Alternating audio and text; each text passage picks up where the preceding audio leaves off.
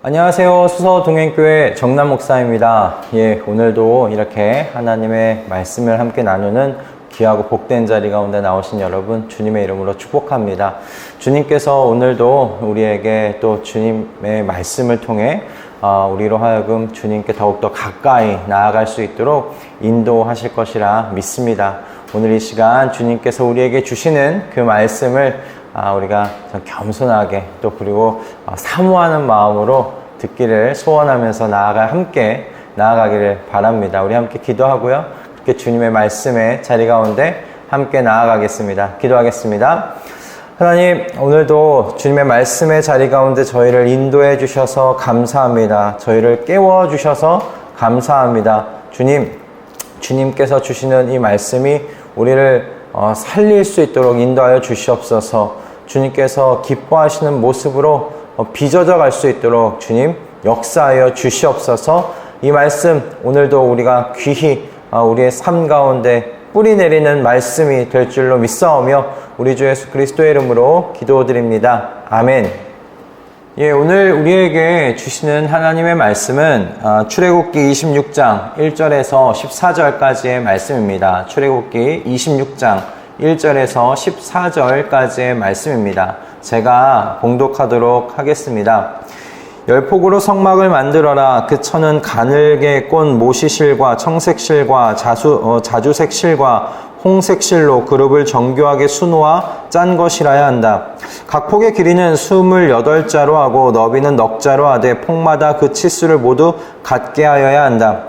먼저 5폭을 옆으로 나란히 이어 한 벌을 만들고 또 다른 5폭도 옆으로 나란히 이어 한 벌을 만들어야 한다. 그리고 나서 나란히 이은 천의 한쪽 가장자리의 폭에 청색실로 고를 만들고 나란히 이은 다른 한쪽 가장자리의 폭에도 이와 같이 하여 서로 맞물릴 수 있게 하여야 한다. 서로 맞물릴 두 벌 끝폭 가장자리에 만들 고의 수는 각각 50개이다. 그 고들을 서로 마주보게 하여라. 그리고 금으로 갈고리 50개를 만들어야 한다. 이 갈고리로 두 벌 천을 서로 이어 한 성막을 이루게 하여라. 성막 위에 덮을 천막은 염소 털로 짠 11폭 천으로 만들어야 한다. 각 폭의 길이는 30자로 하고 너비는 넉자로 하되 11폭의 치수를 모두 같게 하여야 한다. 5폭을 따로 잇고 나머지 6폭도 따로 이어야 한다. 그리고 6번째 폭은 천막 앞쪽으로 반을 접어서 올려야 한다. 5폭으로 이은 천의 가장자리에 고 50개를 만들고 6폭을 이은 천의 가장자리에도 고 50개를 만들어라. 또 노스의 갈고리 50개를 만들고 그 갈고리를 양쪽 고에 마주 걸어서 한 천막을 만들어라. 그리고 여분으로 남아있는 천막 반폭은 성막 뒤로 늘어뜨려라. 천막폭 너비에서 양쪽으로 한 자씩 남아있는 것은 성막 양옆으로 늘어뜨려서 성막을 덮게 하여라. 천막 덮개를 2개 더 만들어라. 하나는 붉게 물들인 숫양 가죽으로 만들고 그 위에 덮을 또 다른 덮개는 돌고래 가죽으로 만들어라. 아멘. 네, 여러분, 우리가 하나님께 드리는 예배에는 좀 큰 중심이 되는 것이 이제 말씀과 성례라는 것이 있죠. 그 말씀의 선포를 통해서 우리는 이렇게 하나님께서 우리에게 주시는 메시지를 받습니다. 그리고 이 성례, 그러니까 성찬과 이 세례를 통하여서 우리는 우리의 구원받음이 어떻게 이루어졌는지, 그리고 우리가 하나님 나라의 그 영적인 가족이 된다는 것의 의미가 무엇인지에 대하여 우리는 이 성례, 성찬과 세례를 통하여 배우게 됩니다.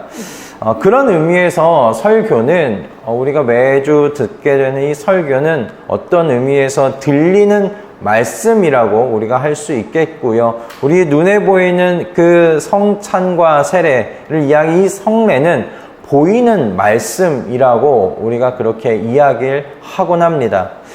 저는 성막이 이 성례와 비슷한 역할을 하고 있다라고 생각이 들었어요. 하나님께서 모세에게 주시는 이 성막의 이 설계도는 사실 아무 의미 없이 하나님께서 주신 것이 아니죠.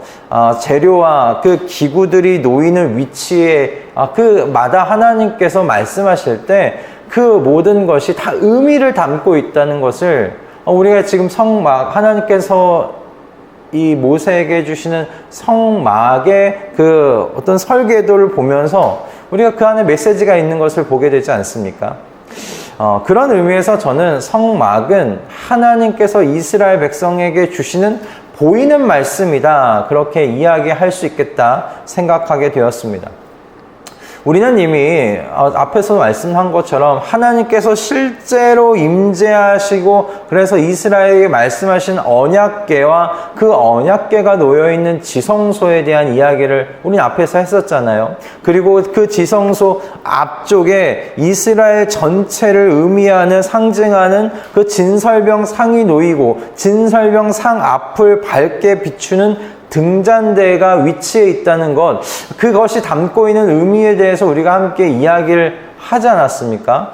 그러므로 하나님께서 주시는 이 설계도, 이거 분명히 하나님 메시지가 있고 오늘 우리에게 주시는 이 거룩한 기구들이 있는 이 성막 본체를 덮는 두 앙장과 두 덮개에 대한 또 하나님께서 주시는 메시지가 있겠다, 우리는 그렇게 생각할 수 있겠어요. 그래서 오늘 우리가 생각할 것은 이 두 앙장, 이 성막 본체를 덮는 두 앙장과 이 두 덮개가 의미하는 것이 무엇이냐에 대해서 우리가 또 오늘 좀 생각해 보고자 하는데요. 여러분, 이 성막과 이 성막을 덮는 두 앙장과 덮개, 이 모두가 사실 이 사각형을 이룹니다. 그죠? 타원형이나 마름모로도 이렇게 만들어질 수 있었을 텐데, 하나님께서 성막을 만드실 때 사각형의 모습으로 만드시고 그 사각형의 성막을 또 덮는 앙장도, 두 덮개도 똑같이 사각형으로 만드시는 것을 우리가 보게 됩니다.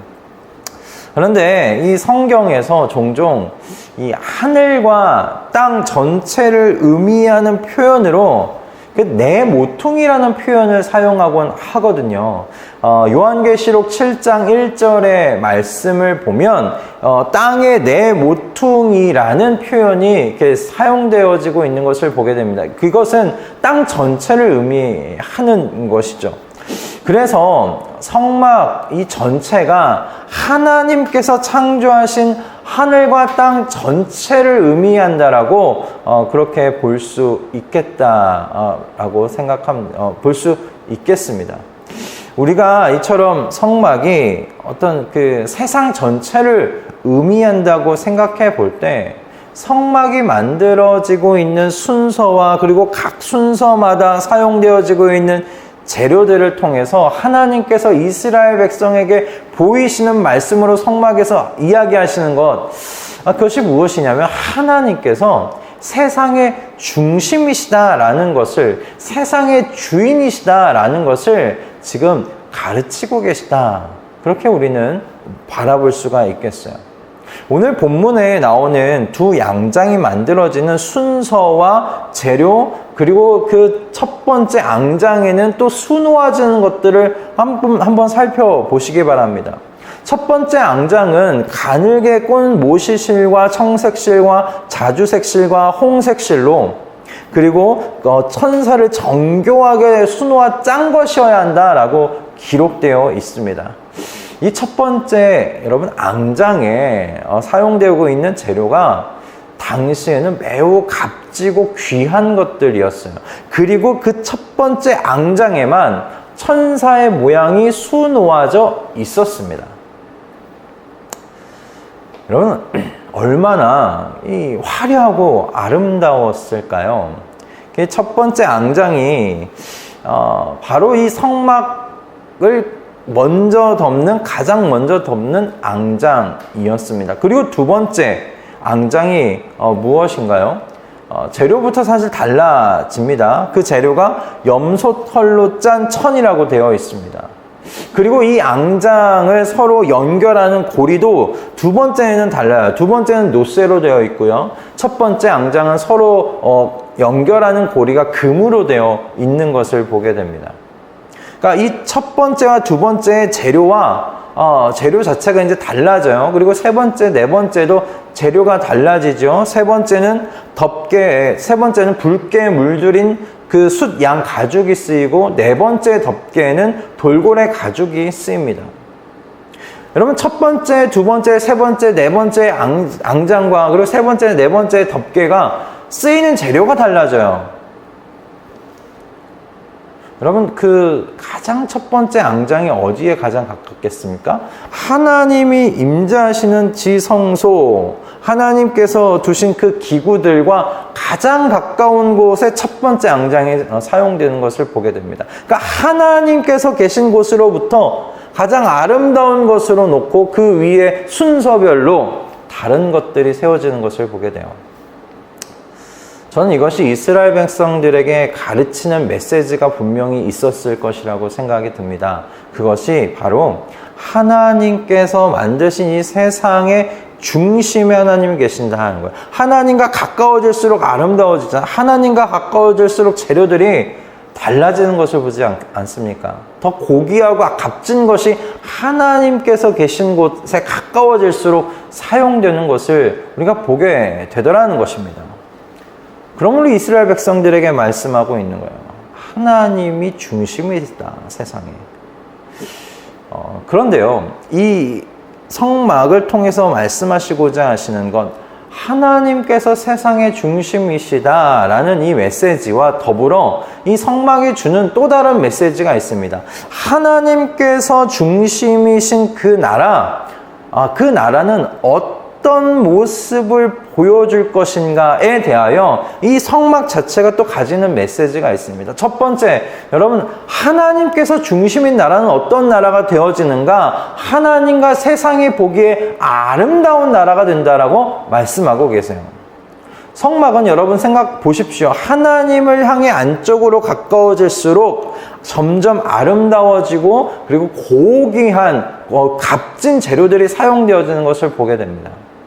첫 번째 앙장은 얼마나 화려한지 몰라요. 이 청색실과 자주색실과 홍색실로 만들어지고 거기에 그 세 가지의 색의 실로 만들어진 또 천사가 수놓아져 있는 것을 보게 됩니다. 그 성막을 바라보는 어떤 이스라엘 백성들 어떻겠습니까? 와, 아름답다 생각하지 않을까요? 그 아름다움이 어떤 또 경외감을 불러일으킬 것 같기도 합니다. 그냥 아름답게 지어진 이 예배당에 한번 들어가 보면 또 그렇지 않습니까? 그 아름다움이 오히려 우리에게 숙연하게 만들게 되어지기도 하고 경외감을 갖게 하게 되지 않습니까? 저는 그 성막 자체가 우리에게 보여주는 메시지가 있다고 생각합니다. 성막에 하나님이 중심이 되시는 성막. 그래서 온 세상의 중심이라고 말씀하시는 그 성막. 여러분, 하나님이 중심이 되시는 세상은 아름답다라는 것에 대하여 하나님께서 이스라엘 백성들에게 말씀하고 계시는 것이죠. 하나님이 중심이 되시는 그 세상은 여러분, 아름다운 세상이 됩니다. 그러니 그 나라, 하나님을 중심에 두고 생활하는 그런 나라는 어떤 나라? 아름다워지는 나라라고 하나님께서 말씀하시고 계시는 것입니다. 저는 이것이 우리 자신에게도 바로 적용될 수 있다라고 생각이 들어요. 하나님께서 중심 되시는 삶을 살 때 여러분 그 사람은 아름다워집니다. 일단 내면에서부터 아름다워져요. 하나님을 중심에 모시고 하나님을 중심에 두고 사는 그 삶은 여러분 갑자기 우리의 외면이 바뀌고 우리의 모든 말과 말투와 행동 전체가 갑자기 바뀌진 않아요. 하지만 어디서부터 아름다워지는가? 하나님과 가까우니 내면에서부터 아름다워지더라는 것입니다. 생각이 아름다워져요. 이 마음이 아름다워져요. 그러다 보면 말이 아름다워지고 행동이 아름다워지고 우리의 삶 전체가 아름다워지는 것입니다. 그렇게 하나님 보시기에 아름답고 사람들 보기에도 아름다워지는 것, 그것이 하나님께서 중심이 되시는 삶이 가지는 열매이지요. 여러분, 초대교회 성도들이 교회 밖의 모든 사람들에게 호감을 샀다는 사도행전 2장의 말씀을 여러분 꼭 기억해 보실 수 있기를 바랍니다. 하나님께서 그 내면의 중심이 되는 사람, 그 사람은 여러분 아름다워질 수밖에 없습니다. 그리고 그 사람은 주변의 사람들로 하여 호감을 살 수밖에 없다. 저는 그렇게 생각합니다. 여러분, 하나님을 중심에 둔 사람답게 우리 아름다워지는 인생, 그것을 사모하실 수 있기를, 그리고 그것을 바라보실 수 있기를 주님의 이름으로 축복합니다. 여러분, 두 번째, 하나님께서 세상의 중심인 만큼 우리 또한 우리 인생에 하나님을 중심으로 두며 살아갈 때 나타나는 것이 무엇이냐면 여러분, 질서가 생겨요. 삶 가운데 질서가 생겨요.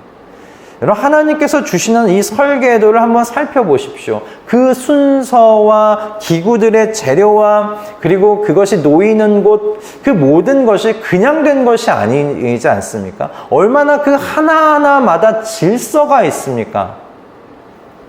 그 질서가 사실 어떤 의미에서 아름다움을 자아내는 것일 수도 있겠다 싶어요. 여러분, 지성소로부터 시작해서 그 앞에 분향단이 있고, 분향단 또 이쪽에 진설병상이 놓이고, 진설병상과 맞은편 쪽에 등잔대가 있어서 그 등잔대 불빛으로 진설병상 앞을 밝게 비추어주고, 그렇게 성막 바깥으로 나아가면 번제단이 있고요, 물두덩이 있고요, 그리고 그것도 앞에 뜰이 있어서 그곳에 사람들이 함께 하나님께 제사를 드린다, 예배를 드린다. 여러분, 이 모든 것이 질서가 있지 않습니까? 그리고 그 그 성막을 덮는 이 앙장에도 질서가 보이지 아니하십니까? 여러분, 하나님께서 중심인 그 세상, 그 나라에는 여러분 무질서하지 않아요. 무질서할 수가 없습니다.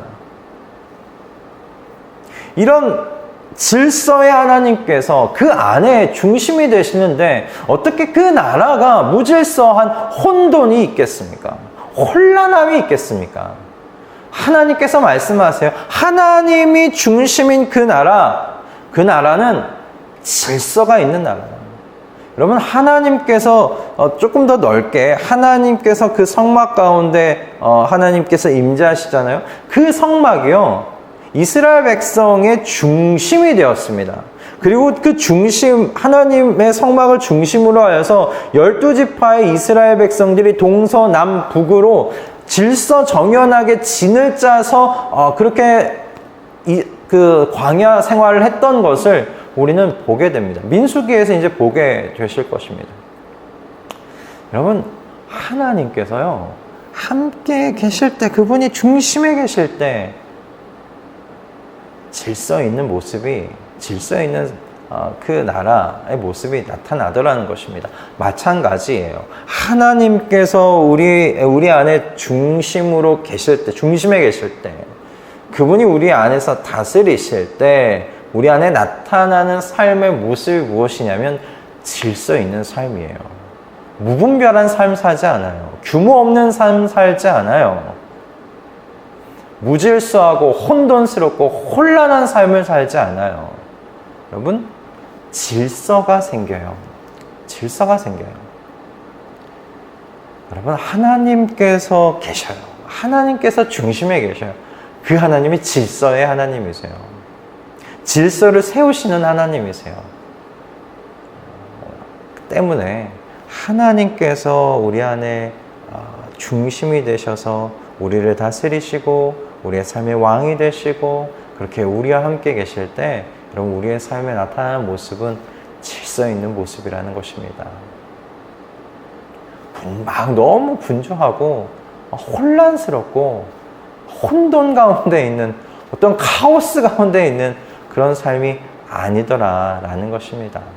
여러분, 하나님께서 여러분의 삶 중심에 계실 수 있기를 소원합니다.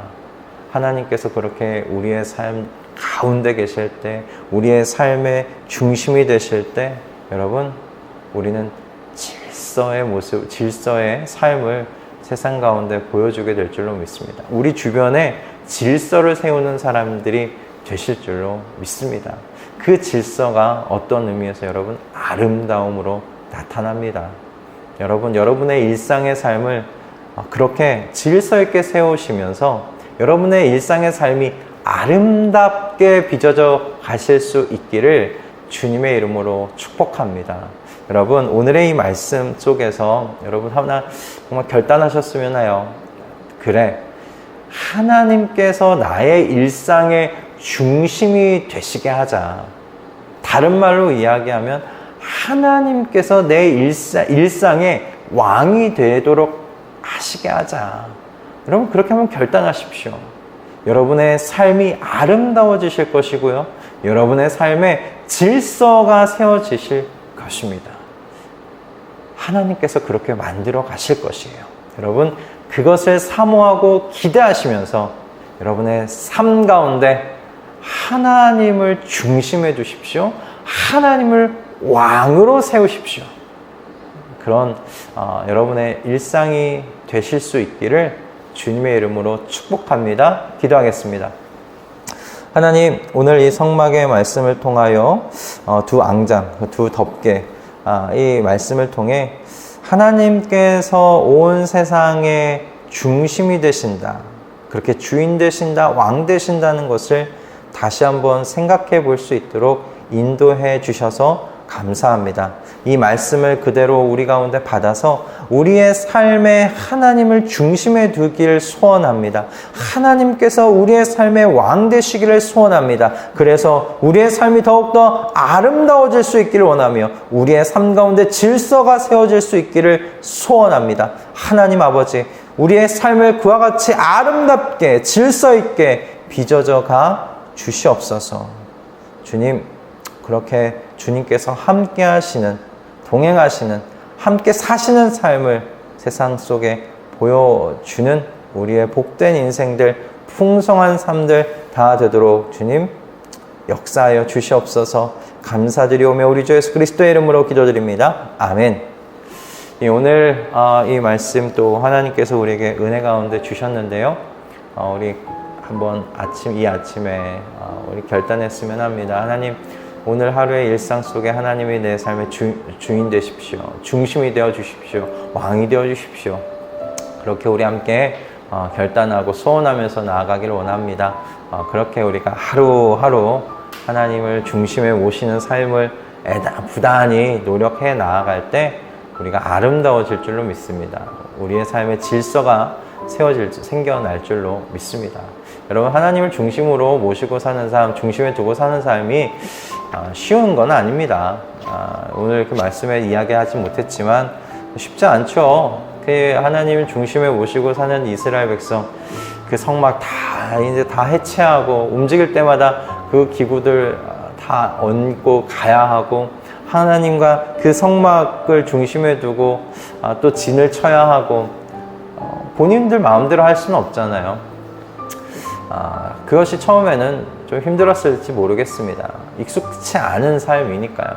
그러나 여러분, 그것이 그들의 삶이 되어질 때, 중심에 두고 하나님과 함께 사는 것이 그들의 삶이 되어질 때, 여러분, 그것이 아름다워지는 것입니다.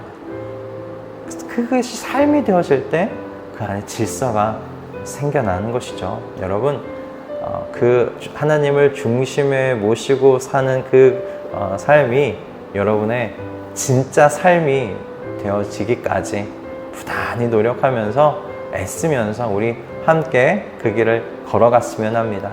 여러분, 오늘도 주님께서 주신 이 말씀으로 힘차게 하루 또 살아내실 수 있기를 소원하고요. 우리는 내일 아침에 또 주님께서 주시는 또 다음의 말씀 가지고 이 자리 가운데서 만나도록 하겠습니다. 여러분, 오늘 하루 행복하시고요. 승리하실 수 있기 바랍니다. 내일 아침에 뵙겠습니다.